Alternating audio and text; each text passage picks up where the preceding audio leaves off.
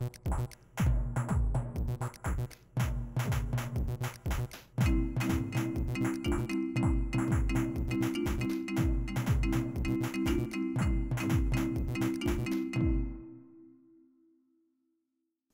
hello everybody and welcome to Board Otter's Studio. Today we're going to do some macro photography. Because, well, you remember my father? Oh yeah, have you stolen my papers again? No! Well, anyway, he needs to do some photo stacking on macro photography for one of his reports. So I'm going to show him and also show you here with this little setup. Now, photo stacking is a technique where you take a lot of images from various points of focus in your image. This is especially used for macro. However, I have used it myself on landscape photography. Now, our setup for today, I'm gonna detach my camera. We have some leftover walnuts from Christmas, and I am using my own Sony A7 Mark II. This is a quite pricey camera for you beginners out there, but you don't need to use this kind of setup. You can use a lot cheaper camera, and you can use a lot cheaper lenses. For instance, this would also work with a old Minolta lens such as this. I tried to use it on this setup, but I didn't get the result that I wanted.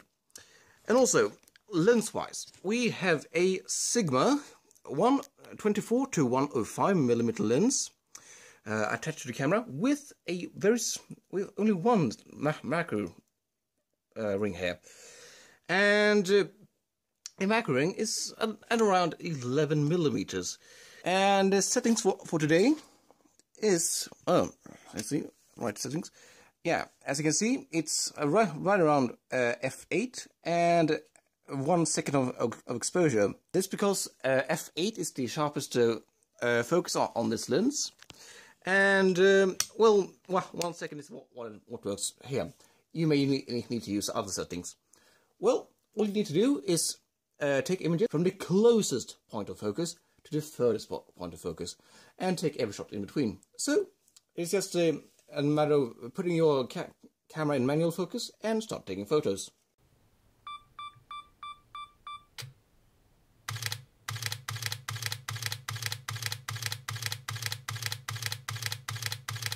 And now we will go into Photoshop.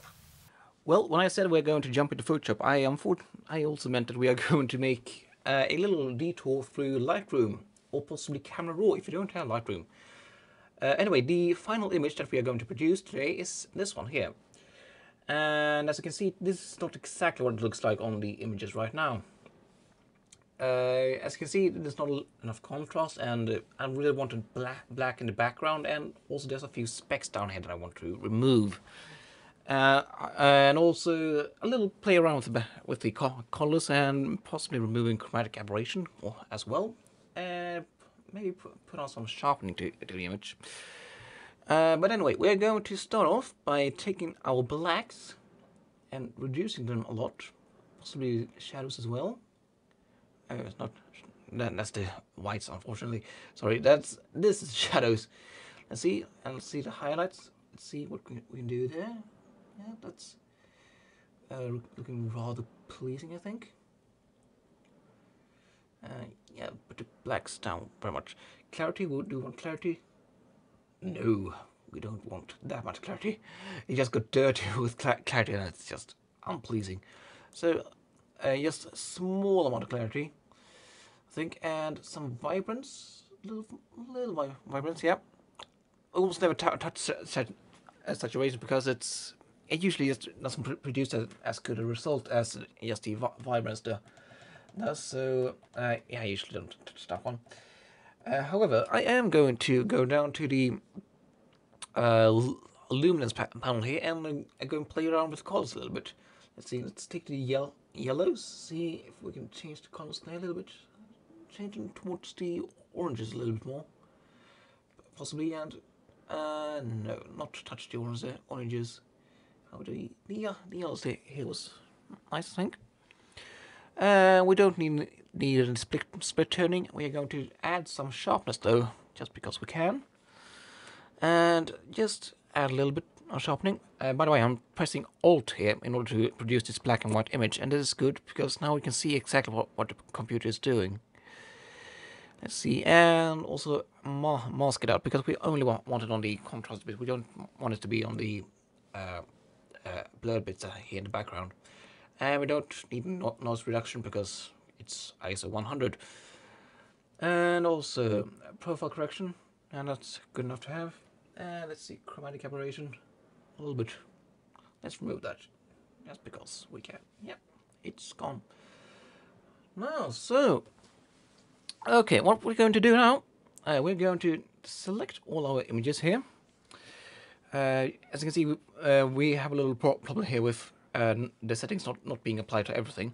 So we're going to select all the images here, and then press synchronize. And if you don't have everything marked, mark everything by pressing mark all, and then press synchronize. And then everything on every and then every setting on the first image will be applied to the next, like so. Now, what we're going to do now, we're going to right-click all these images, and then edit in and open up as layers in Photoshop. And it's gonna upload to Photoshop. All the images have been uploaded to Photoshop in their own separate layers. And what we're going to do now, we're going to align all these images because unfortunately, even though you're using a tripod, the images are usually a little bit skewed. So we're going to adjust the images. So what we do, we're going to, not a close tab, we're going to jump into Edit, and then go down to Adjust Layers Automatically. Then pick Automatic Projection, because that's the only one that works here. And then we're going to wait for the images to align themselves. Like so. And yeah, as you can see, it aligned itself a little bit, but not much. It just moved the edges a little bit. So we're going to crop this in just a tad. So let's see. All right, here we go. Sorry, my throat is acting up. Anyway, what we're going to do now, we are going to do the actual photo stacking, and this will take a little time. As I said earlier, I don't know if I said it earlier or just said it on the on another recording. Is that we are going to this step here is the bit that takes a bit of time. So if you're going to do this a lot, for instance, in commercial work or in product photography, you're going to need some more specialized software for this. But anyway, we are going to jump into Edit again, and underneath the Adjust Layers Automatically, we have the Blend Layers Automatically. And then we're going to blend the layers into the photo stacking that we want. Alright, this is a little bug in Photoshop. All these little markings here will disappear if we do this. We take all our images, press Ctrl Alt E, and then all of these nasty edges have disappeared. Now, as you can see here, this was almost a successful, stack here. It has few knocks here, for instance, this one that I'm not too proud of, and also there's I don't like the bit here. This part here is more in focus. So what we're going to do, we're going to duplicate this layer. Alright, it's Ctrl J if you want to duplicate the layer.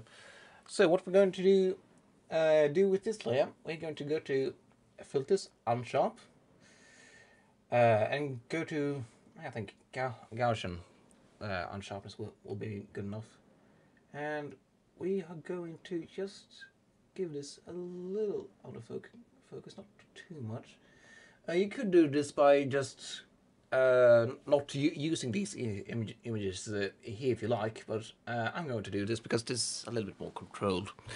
And we're going to give this layer here a layer mask down to the button here, and we're going to paint with black on the colors here. Well, at this point I realized the video was getting way too long and way too boring for you to watch, so I proceeded to delete the audio here and make a voiceover. But anyway, what you can see me do here is just using the clone stamp tool. Removing the Gaussian blur on everything that I wanted to be sharp, then using the clone stamp tool in order to fix the shell in the background here. It's just a clone stamp tool, and I'm erasing whatever little bits that I overdid here. I'm soon going to proceed in fixing up the walnut itself, because it had a few minor issues on it. And here I needed to reset my Wacom tablet a bit. But yeah, here I use me just fixing up the walnut to just make it really perfect. To be honest, this was a bit that was getting too long. You don't want to watch this. This is just unnecessary for tutorial. But anyway, I'm just removing the specks here in the background I didn't want, and also fixing up the layers underneath here. And well, you can see me remove the blue tag here. Well, tip for you is to use a clear acrylic plate for this, not the transparent plexiglass that I used with the black piece of fabric underneath. The shadows or the reflections on the acrylic would be a lot better. And a little high pass filter on the soft light blending mode, and the image is done. Well, that's it for today. Join me next time when I do something completely different. And meanwhile, click like and subscribe, and I will see you next time. Bye.